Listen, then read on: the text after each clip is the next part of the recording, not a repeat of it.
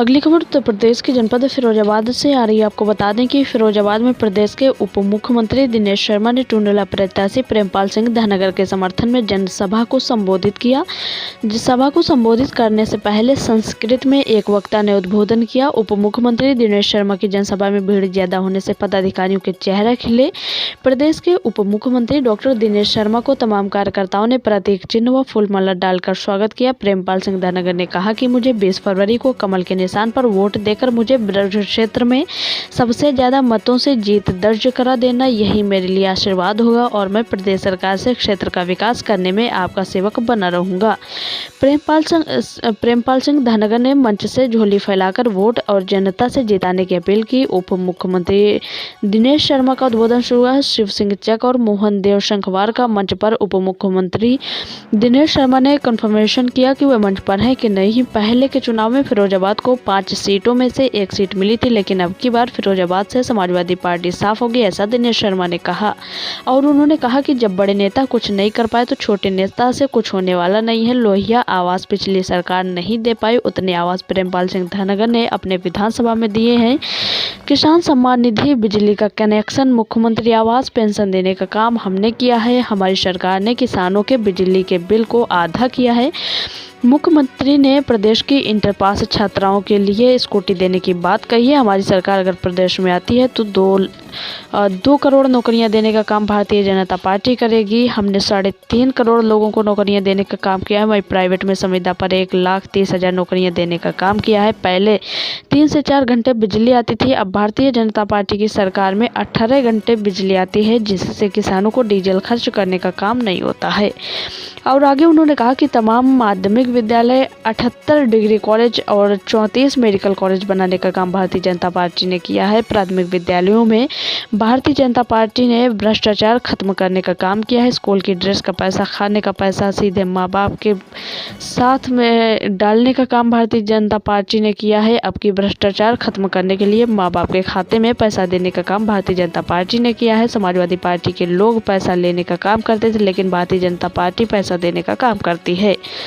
Samajwadi party की सरकार में अलग अलग क्षेत्र में अलग अलग माफिया हुआ करते थे। हमारी सरकार में माफिया जेल में है। अगर निकल आए तो वह प्रदेश के मुखिया योगी आदित्यनाथ के सामने तख्ती लगाकर घूमते हैं, तो बाबा हमें माफ़ करो, बाबा हमें माफ़ करो। और उन्होंने कहा कि भारतीय जनता पार्टी में बुलडोजर चलाकर माफियाओं को घर तोड़कर वहां पर गरीबों को मकान बनाने का काम किया है। यहाँ का बच्चा बच्चा मोदी है, बच्चा बच्चा योगी है।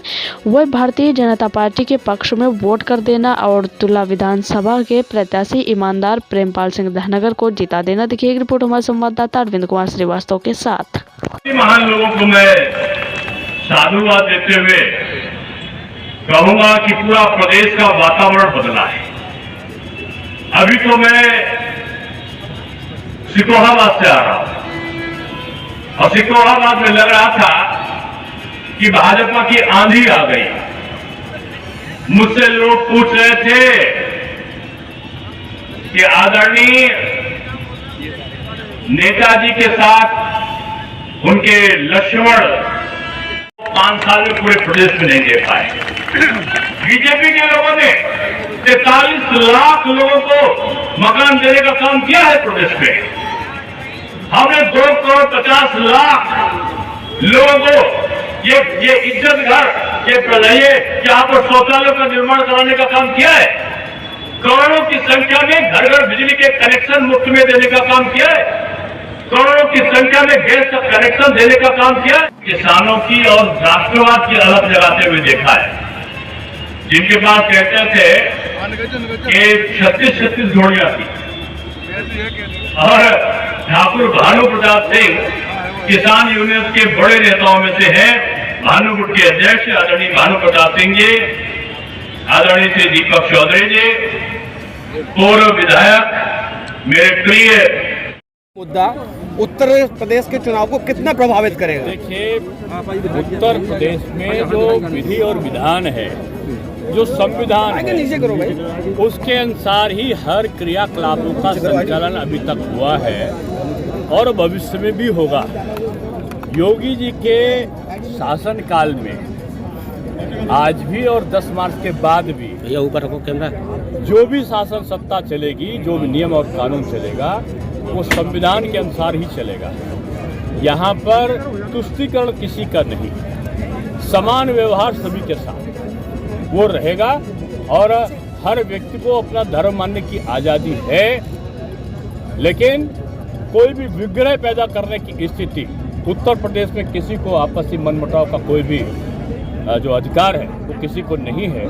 चुनाव के समय वातावरण बिगाड़ने के लिए कुछ लोग विभिन्न प्रकार के सुगुफे छोड़ रहे हैं और ये इसलिए छोड़ रहे हैं कि पश्चिमी उत्तर प्रदेश के प्रथम चरण के चुनाव में और बुरी तरीके से हतोत्साहित हुए हैं और इसके लिए अब वो अपने जो बी टीम है उनके जो अपने आदर्श सहयोगी हैं, ये MIM जो हैदराबादी जो उनके नेता हैं वो आदर्श सहयोगी हैं, उनके जो अंदर से सहयोग करते हैं, उनकी भाषा उनका व्यवहार न केवल आपत्तिजनक है बल्कि जो बात सपा और बसपा बोल नहीं पा रही है कांग्रेस, वो बातों को उनसे बुलवाती है। पहले स्वयं बोलते थे, अब ओवैसी से बुलवा रहे हैं और इस प्रकार का कोई धनंजय सिंह बाहर घूम रहे हैं, बगोड़ा घोषित है, इस पे क्या कहेंगे? ये अखिलेश यादव कहते हैं ये हमारा मतदान है, जो आज का चरण में जो मतदान हो रहा है वो कह रहे हैं हमारे आप देखते जाओ, अभी मतदान हो रहा है इसलिए मैं धनंजय सिंह पे क्या कहेंगे? अभी मैं कुछ नहीं कहूँगा इसके बारे में। मैं इतना ही कहूँगा कि उत्तर प्रदेश से सूपड़ा साफ हो रहा है और आप इतना मान के चलो कि उत्तर प्रदेश में भारतीय जनता पार्टी अपनी जीत का पिछला रिकॉर्ड तोड़ेगी।